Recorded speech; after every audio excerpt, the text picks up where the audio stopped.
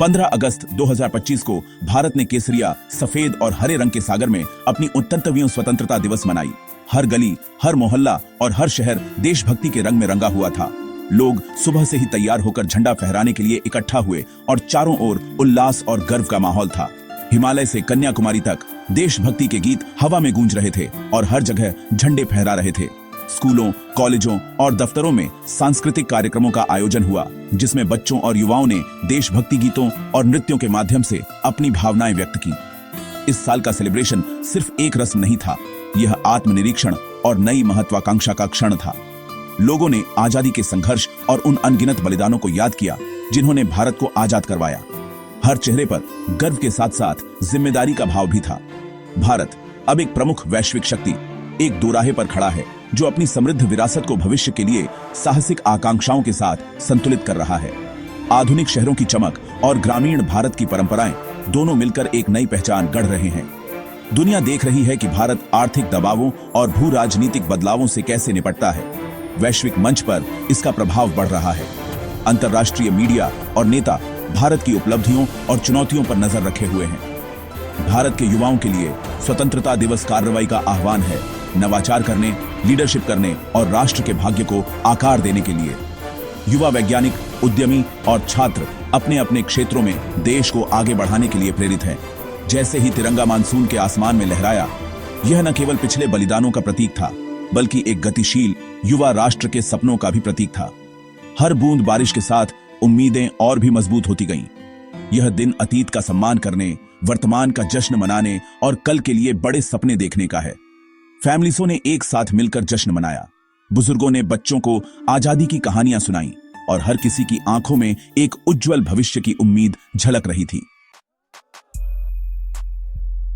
जैसे ही भारत ने पूरे देश में स्वतंत्रता दिवस का जश्न मनाया, हर गली, हर मोहल्ले में देशभक्ति की लहर दौड़ गई। लोग रंग बिरंगे कपड़ों में, हाथों में तिरंगा लिए एकजुट होकर आजादी का पर्व मना रहे थे। सोशल मीडिया और मोबाइल फोन पर शुभकामना संदेशों की बाढ़ आ गई। हर कोई अपने दोस्तों, परिवार और सहकर्मियों को बधाई दे रहा था। डिजिटल युग में ये संदेश सीमाओं को पार कर पूरी दुनिया में गूंज रहे थे। लेकिन इस बार जो संदेश सबसे अलग और खास थे, वे वॉशिंगटन और मॉस्को से आए। इन अंतर्राष्ट्रीय शुभकामनाओं ने भारत की बढ़ती वैश्विक भूमिका को रेखांकित किया। अमेरिकी विदेश मंत्री मार्को रूबियो ने न केवल भारत अमेरिका के ऐतिहासिक संबंधों की सराहना की, बल्कि दोनों देशों के साझा लोकतांत्रिक मूल्यों, आर्थिक पार्टनरशिप और तकनीकी नवाचार में सहयोग को भी उजागर किया। उन्होंने कहा कि भारत और अमेरिका मिलकर वैश्विक चुनौतियों का सामना कर सकते हैं। वहीं रशियाई राष्ट्रपति व्लादिमीर पुतिन ने अपने संदेश में भारत रूस की दशकों पुरानी दोस्ती को याद किया। उन्होंने रक्षा, ऊर्जा और अंतरिक्ष में मजबूत पार्टनरशिप की बात की और भरोसा जताया कि दोनों देश भविष्य में भी एक दूसरे के रणनीतिक सहयोगी बने रहेंगे।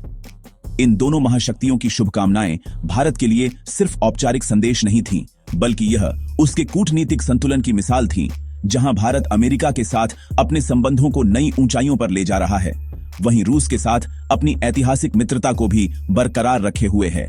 इसी दिन जब प्रेसिडेंट ट्रंप और राष्ट्रपति पुतिन अलास्का में यूक्रेन संकट पर चर्चा के लिए मिले, तो यह घटना भारत की अनूठी स्थिति को और भी स्पष्ट कर गई, जहां वह दोनों वैश्विक प्रतिद्वंद्वियों के बीच संवाद का पुल बन सकता है। भारत के लिए स्वतंत्रता दिवस पर अमेरिका और रूस दोनों से मिली ये गर्मजोशी भरी शुभकामनाएं न केवल उसकी अंतर्राष्ट्रीय प्रतिष्ठा को बढ़ाती है, बल्कि यह भी दिखाती है कि भारत आज विश्व मंच पर एक सशक्त, संतुलित और आत्मनिर्भर राष्ट्र के रूप में उभर रहा है। राजनयिक शिष्टाचार की सतह के नीचे भारत और अमेरिका के बीच टेंशन बढ़ रहा है। प्रेसिडेंट ट्रंप का भारतीय सामानों पर 50% टैरिफ भारत के रशियाई तेल खरीद के जवाब में व्यापारिक समुदायों को हिला दिया है और आर्थिक संबंधों को तनावपूर्ण बना दिया है। ट्रंप का दावा है कि इन टैरिफ ने भारत पर प्रेशर डाला और यूक्रेन पर रूस की बातचीत करने की इच्छा को प्रभावित किया, जिससे भारत को महाशक्तियों की प्रतिद्वंद्विता में एक मोहरा बना दिया गया। नई दिल्ली का कहना है कि उसकी नीतियां राष्ट्रीय हितों की सेवा करती हैं, न कि बाहरी एजेंडा की। टैरिफ विवाद इस बात की एक स्पष्ट याद दिलाता है कि करीबी साझेदार भी टकरा सकते हैं, जिससे अमेरिका भारत संबंध की लचीलापन की परीक्षा होती है। जैसे ही भारत जश्न मनाता है, उसे एक ऐसी दोस्ती को नेविगेट करना होगा जो महत्वपूर्ण भी है और तेजी से जटिल भी। भारत का लोकतंत्र अपने 1.4 अरब सिटीजनों और जीवंत राजनीतिक व्यवस्था के साथ नेशनल प्राइड और वैश्विक सम्मान का स्रोत है। 1947 से भारत ने फ्री इलेक्शंस और शांतिपूर्ण सत्ता हस्तांतरण किए हैं, जो इसे उपनिवेशवाद के बाद के राष्ट्रों में अलग करता है। यह डेमोक्रेटिक फाउंडेशन इसकी पार्टनर्सियों को रेखांकित करती है, खासकर अमेरिका और अन्य स्वतंत्र राष्ट्रों के साथ। जैसे जैसे दुनिया में अधिनायकवाद बढ़ रहा है, इंडो पैसिफिक में एक लोकतांत्रिक संतुलन के रूप में भारत की भूमिका पहले से कहीं अधिक महत्वपूर्ण है। फिर भी लोकतंत्र चुनौतियां लाता है। अल्पसंख्यक अधिकारों की रक्षा करना, संस्थाओं को मजबूत करना और समावेशी विकास सुनिश्चित करना। अपने 29वें स्वतंत्रता दिवस पर भारत न केवल अपने लोकतंत्र का जश्न मनाता है, बल्कि अपने आदर्शों पर खरा उतरने की अपनी निरंतर खोज का भी जश्न मनाता है। लाल किले से प्रधानमंत्री मोदी ने एक आत्मनिर्भर भविष्य के लिए तैयार भारत के लिए एक जोशीला आह्वान किया। उन्होंने युवाओं को स्वदेशी लड़ाकू जेट इंजन विकसित करने की चुनौती दी, जिसका लक्ष्य भारत को प्रौद्योगिकी में दुनिया के एलीट्स में शामिल करना था। मोदी ने अगली पीढ़ी के रिफॉर्म्स के लिए एक विशेष कार्यबल की घोषणा की, जिससे 2047 तक विकसित भारत के लिए मंच तैयार हुआ। सुरक्षा पर उन्होंने ऑपरेशन सिंदूर का उल्लेख किया और मिशन सुदर्शन चक्र लॉन्च किया, जो राष्ट्रीय रक्षा पर एक सख्त रुख का संकेत देता है।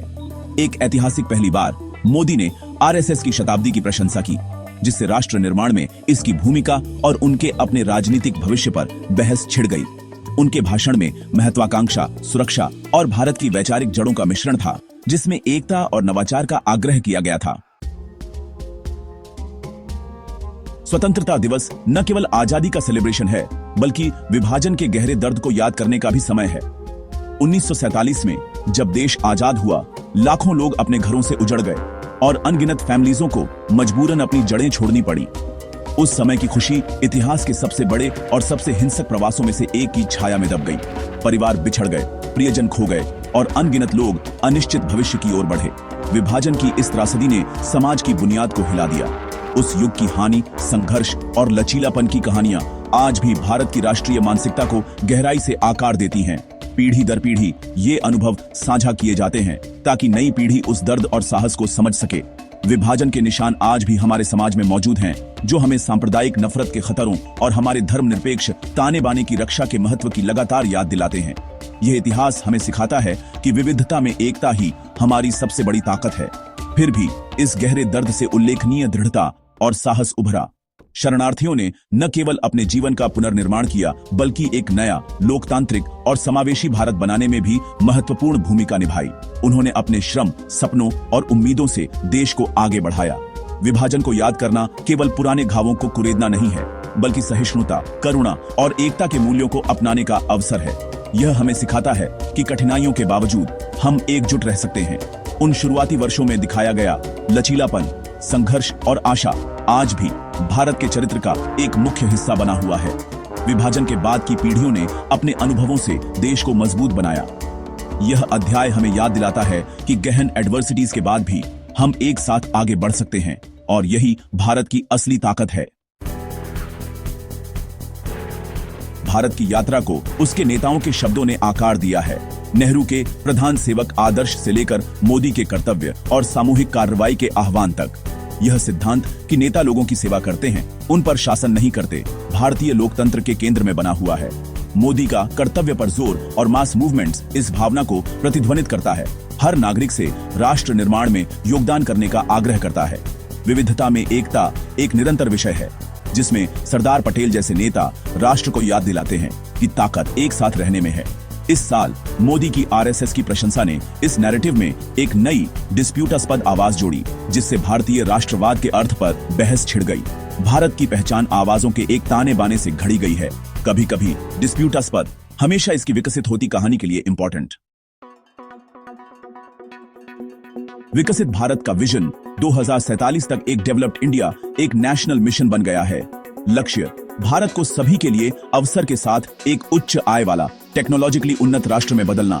मुख्य स्तंभों में एक प्रतिस्पर्धी विनिर्माण क्षेत्र का निर्माण, नवाचार को बढ़ावा देना और भविष्य के उद्योगों के लिए युवाओं को कुशल बनाना शामिल है। समावेशी विकास केंद्रीय है, जिसमें सरकारी योजनाएं स्ट्रीट वेंडरों, कारीगरों और आदिवासी समुदायों का समर्थन करती हैं। भारत की डिजिटल क्रांति यूपीआई से आधार तक बेहतर शासन और नेशन वाइड सेवाओं के लिए आधार तैयार कर रही है। 2047 तक का मार्ग डिजिटल, समावेशी और महत्वाकांक्षी है, जो पार्टीशनों को पाटने और वैश्विक डिजिटल अर्थव्यवस्था में लीडरशिप करने का लक्ष्य रखता है। इस विजन को प्राप्त करने के लिए बोल्ड रिफॉर्म्स और एक एकजुट राष्ट्रीय इच्छा शक्ति की आवश्यकता है। जैसे ही 97वां स्वतंत्रता दिवस समाप्त होता है, भारत आशावान है, फिर भी आगे आने वाली चुनौतियों से अवगत है। बाह्य रूप से इसे व्यापार तनावों और वैश्विक प्रतिद्वंद्विता से निपटना होगा। आंतरिक रूप से इसे गरीबी, असमानता और सामाजिक पार्टीशनों से निपटना होगा। राष्ट्र की सबसे बड़ी संपत्ति इसकी युवा पीढ़ी है, महत्वाकांक्षी, इनोवेटिव और भविष्य को आकार देने के लिए तैयार। विविधता में एकता भारत की स्थायी शक्ति बनी हुई है, जो फियर्स डिबेट्स और सामाजिक कॉम्प्लेक्सता के माध्यम से राष्ट्र को बांधे रखती है। 2047 के लिए विजन समावेश, रचनात्मकता और संवैधानिक मूल्यों के प्रति अटूट प्रतिबद्धता का है। भारत की कहानी निरंतर विकास की है, जो अपने संस्थापकों के सपनों को पूरा करने और बदलती दुनिया के अनुकूल होने का प्रयास करती है। विजन, युवाओं और लोकतांत्रिक आदर्शों के साथ भारत आगे बढ़ रहा है। कॉन्फिडेंट है कि इसके सबसे अच्छे दिन अभी आने बाकी हैं।